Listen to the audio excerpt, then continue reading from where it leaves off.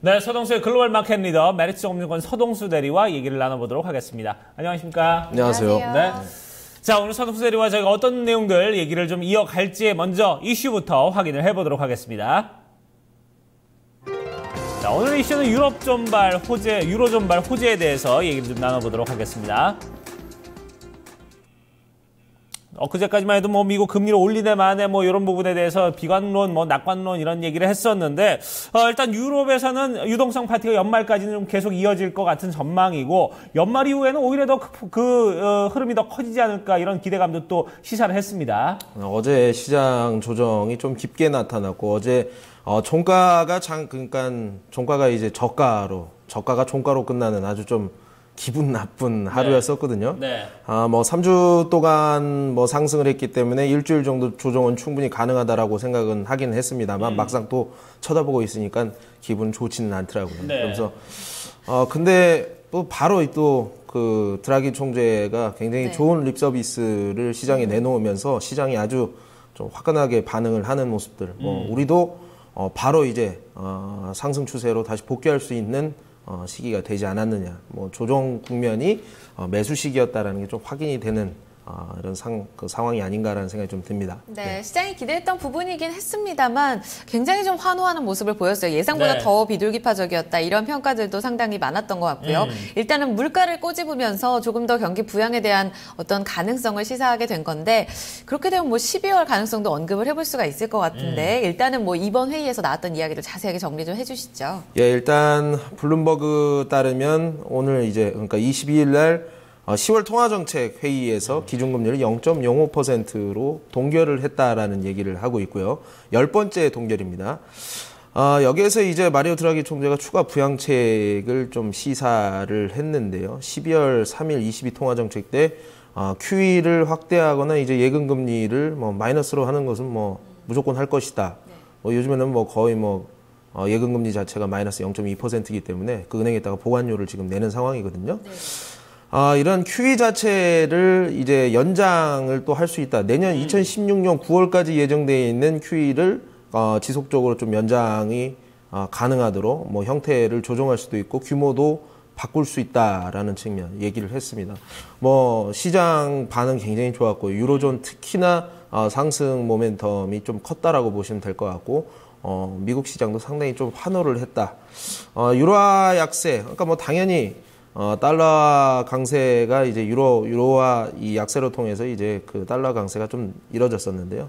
유로화 약세가 3주의 최저치까지 내려가는 이런 부분들을 우리가 확인을 할 수 있었습니다. 네. 자, 이렇게, 유럽에서 이런 소식들이 좀 들려오고 있다 보니까 이제 남은 이슈는 딱 한 가지입니다. 미국의, 금리 인상에 대한 부분인데, 만약 이번 달에 이 금리 인상에 대해서 미뤄진다면은, 이제 그 다음에 12월까지의 흐름은 무난하게 좀 가지 않을까, 이런 부분에 대해서 어떤 상승 흐름에 대한 예상을 또 해볼 수 있을 것 같아요. 사실 유로존 경제의 큰 축을, 담당하고 있는 독일이 최근 폭스바겐 사태로 인해서 약간 좀 미래가 불투명한 상황이 되지 않았습니까? 그렇죠. 이런 측면에서 QE 확대는 드라기 총재로서는 꺼낼 수밖에 없는 카드가 아니었나 이런 생각이 좀 들고요. 재밌는 것은 미국 혼자만의 통화 긴축으로 들어가는 부담감이 지금 계속 다른 타 국가들의 이 통화 정책으로 인해서 부담감을 많이 느끼게 되는 상황들이 지금 나오고 있다. 네. 유로존이라든가 중국 같은 경우 계속 확장 기조로 가는데 미국 혼자서 페드가 금리를 올린다. 오늘 이제 통화의 흐름을 보시면 아시겠지만 그림 보시면서 좀 말씀을 드릴게요. 네. 첫 번째 그림을 보시면 지금 유로화는 추가적인 약세를 보이고 달러화는 추가적인 강세를 보였다라는 측면은 이게 미국한테 정말 부담이 되지 않을 수가 없을 것 같아요. 왜냐하면 결론적으로 달러화 강세로 인해서 미국 수출 기업들의 기업이 채산성이 조금 악화가 된다라든가 이러한 측면을 생각하지 않을 수가 없거든요. 또 경쟁권에 있는 유로존의 기업들은 유로화 약세를 통해서 또 기업들의 이익이라든가 경제 선순환 구조로 진입을 하는 이런 선순환 구조를 가져가는데 상대적으로 좀 박탈감을 느끼는 부분들이 되지 않겠느냐. 그리고 고용도 지금 시원찮은 상태에서 달러 강세가 조금 더 유로화 약세로 인해서 진행이 된다고 한다면 이보다 더 부담스러울 수는 없다라는 생각이 듭니다. 그래서 어쨌든 12월 정도까지는 미국의 FOMC 회의가 있기 전까지는 지속적으로 좀 12월 유동성 시장이 좀 지속되지 않겠느냐 이렇게 좀 보고 있고요. 네.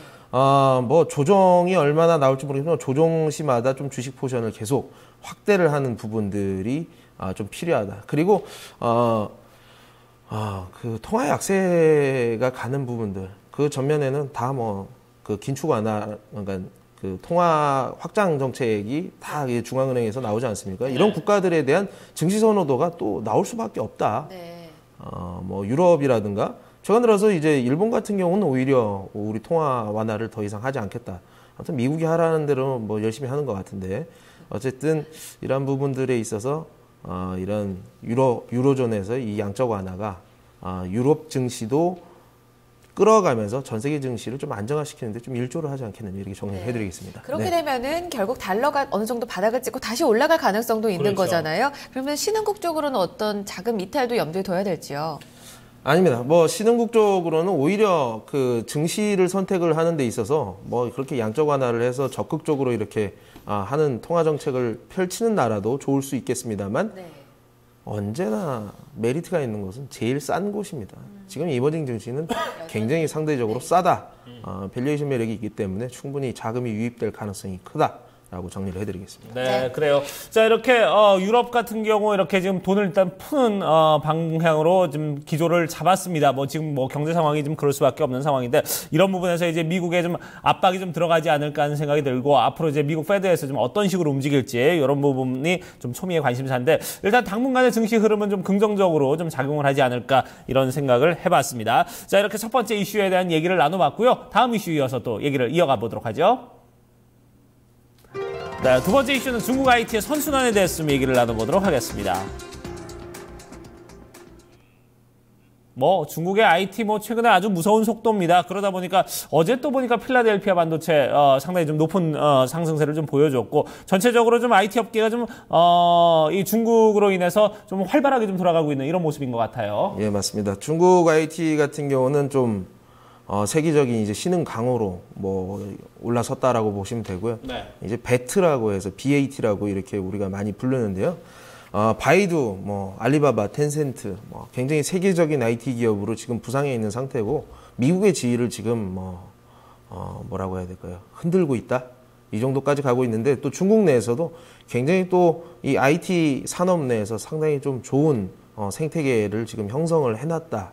라는 좀 내용이 있어서 오늘 좀 소개를 드리고자 합니다. 네, 이 BAT라고 얘기를 해주셨는데 이들 기업들은 대체로 또 미디어 콘텐츠로 상당히 또 경쟁력을 키우려는 노력들을 보여주고 있는 기업이기도 합니다. 최근에 어떤 행보에 좀 주목을 하셨는지 먼저 이야기를 해주시죠. 일단 월스트리트저널 따르면 이제 뭐 검색 우리나라 같은 경우는 이제 네이버라고 할 수 있는데요. 뭐 바이두 그리고 전자상 거래 뭐 아마존에 빗대는 아마존을 뛰어넘은 전자상 거래 최강자 알리바바 그리고 이제 소셜 미디어 뭐 이제 게임 수수료 게임 수수료를 하는 이제 옛날에는 이제 완전히 게임 업체였는데요. 네. 뭐 퍼블리싱 업체였는데 지금 뭐 소셜 미디어 업체로 상당히 좀 많이 올라서 있는 텐센트.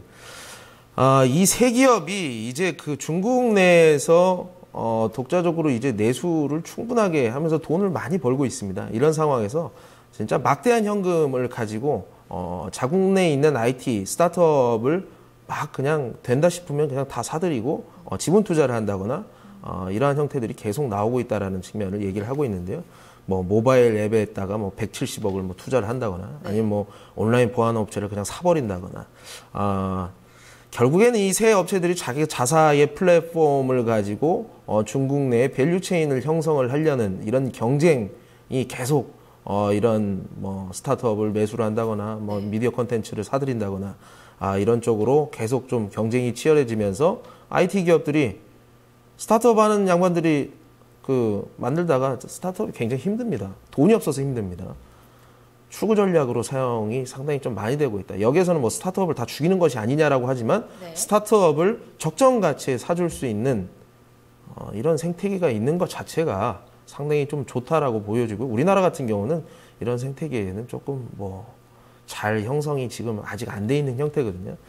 이런 부분에서 우리가 좀 어떤 트렌드를 가져가야 되는가 하는 기사라고 보시면 될 것 같습니다. 네. 사실 우리 쪽도 IT 강국이라고 하면은 좀 과언이 아니잖아요. 네. 그런데도 불구하고 생태계 자체가 일단은 뭐 IT 종목들 특히 스타트업 위주로 봤을 때는 커가기 조금 구조적으로 어렵지 않겠느냐라는 부분도 지적을 해주셨는데 맞아요. 결국 그러면은 뭐 미디어 콘텐츠라던가 IT 쪽으로는 중국 직접 투자가 좀 답안이라고 봐야 될지요.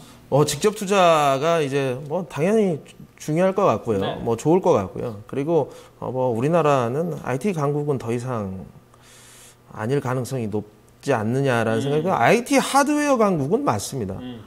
삼성전자 하나가 강력하고요. 나머지는 다 뭐 솔직히 삼성전자도 지금 중국에 있는 이 새 IT 업체는 완벽하게 밀리는 수준이라고 보시면 될 것 같아요. 그래서 일단 중국 이 IT의 선순환 구조, 뭐 지금 시청자 여러분들이 뭐 중국이 뭐 이러실 수 있어요. 근데 아니거든요. 중국이 우리나라보다 지금 앞서지 않는 부분은 뭐 드라마 컨텐츠라든가 뭐 영화 말고는 아예 지금 저희가 없습니다. 뭐 달에다가 유인의 우주선을 뭐 보내는 그런 나라거든요. 중국을 굉장히 좀 새로운 시각으로 다시 보실 필요가 있고요. 네. 이런 서비스업의 확장에 있어서 컨텐츠와 미디어 그리고 소프트웨어를 흡수를 하는 이런 새 업체의 경쟁에 있어서 우리나라 미디어 컨텐츠 업체들도 상당히 좀 좋을 수 있다라고 좀 보시면 될 것 같습니다. 그 중에서 중국이 실질적으로 조인트 벤처 형태로 나가 있는 기업들을 네네. 처음으로 이렇게 보셔도 될 것 같아요. 최근 들어서 뭐 영화 관련돼서 뭐 사도하고 암살로 유명한 업체가 있습니다. 그 업체 같은 경우 최초로 지금 중국 조인트 벤처가 지금 사무소가 나가 있는 상태거든요. 네. 이런 회사들이 가시성이 있지 중국에 나갈 겁니다 하는 회사는 별로 믿을 필요가 없다라고 보시면 될 것 같습니다. 그래요. 즉, 일단은 중국의 어떤 최근에 흘러가고 있는 어떤 서비스업으로의 어떤 중심 이동, 이런 부분과 좀 어떻게 보면은 맥락을 좀 같이 하고 있지 않나 하는 생각이 드는데, 이런 부분에서 미디어 컨텐츠에 대한 가치는 계속해서 좀 상승할 것이다. 이런 부분에 대한 얘기를 좀 나눠봤습니다. 자, 그러면 얘기는 여기서 이제 모두 마무리를 짓도록 하겠습니다. 지금까지 서동수의 글로벌 마켓 리더 메리츠 정밀권 서동수 대리와 함께 했습니다. 고맙습니다. 네, 감사합니다. 고맙습니다. 네.